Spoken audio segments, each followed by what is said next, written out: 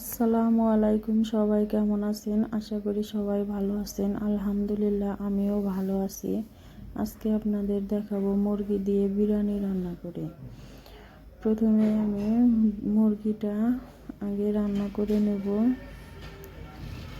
এখানে আমি তেজপাতা, দারচিনি, সাদা এলাচ এগুলো আমি তেলের ভিতরে দিয়ে দিলাম, আর দিলাম পেঁয়াজ কুচি। এটা ভালো করে নাড়াচাড়া করে ভেজে নেব।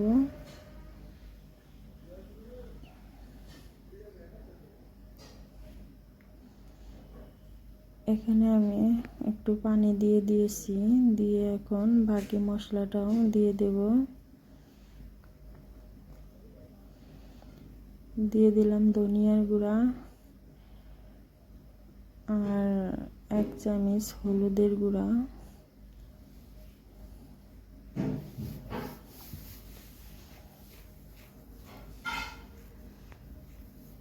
হাতের অনুমান করে দিয়ে দিলাম একটু লবণ,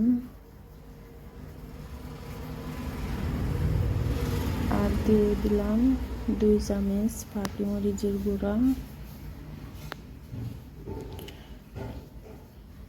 আর দেব সামান্য একটু বিরিয়ানির মশলাটাও দিয়ে দিলাম,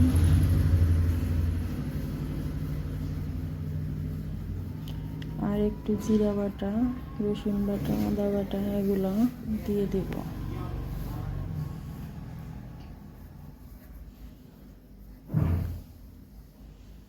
সব মশলাই অল্প পরিমাণ করে দিয়ে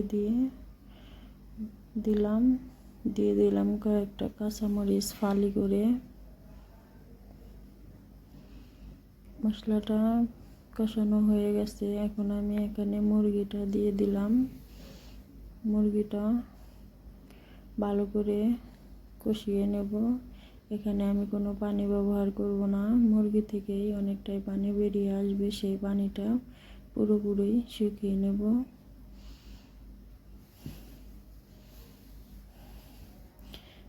মুরগির পানিটা শুকিয়ে গেছে, তেলটা উপরে চলে এসেছে, আমার মুরগি কষানো হয়ে গেছে। এখন আমি মুরগিটা নামিয়ে নেব। এখানে তেজপাতা, দারচিনি, সাদা গোটা এগুলো দিয়ে পেঁয়াজ কুচি দিয়ে হালকা করে ভেজে নেব। ভেজে নিয়ে চালটা আমি আগে থেকে ধুয়ে ভিজিয়ে রেখেছিলাম, চালটা দিয়ে ভেজে নেব। চালটা আমি বেশিক্ষণ ভাজবো না, অল্প একটু ভেজে নেব। যে আগলা পানিটা আছে ওটাই খালি শুধু শুকিয়ে নেব।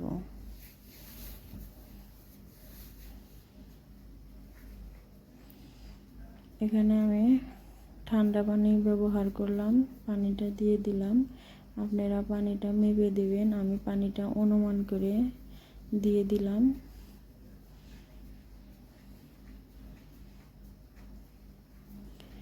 অল্প একটু পোলার ভিতরে পানি আছে, এখন আমি মুরগি কষাটা দিয়ে দেব। পানি থাকা অবস্থায় দিলে মুরগিটা সবগুলাই এর সাথে মিশে যাবে। আমি এখন ভালো করে মিশিয়ে দেব।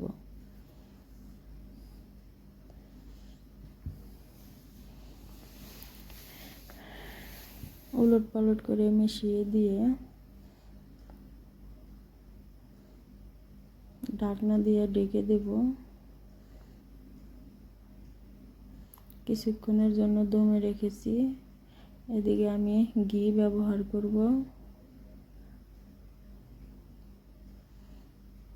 2 চামচের মতো ঘি আমি এখানে দিয়ে দেব।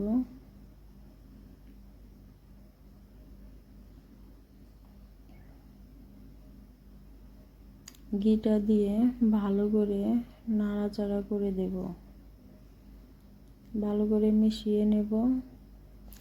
দেখতেই পাচ্ছেন একদম ঝরঝরে হয়ে গেছে আমার পোলাওটা। যদি ভিডিওটা ভালো লাগে তাহলে পুরোটাই দেখে নেবেন।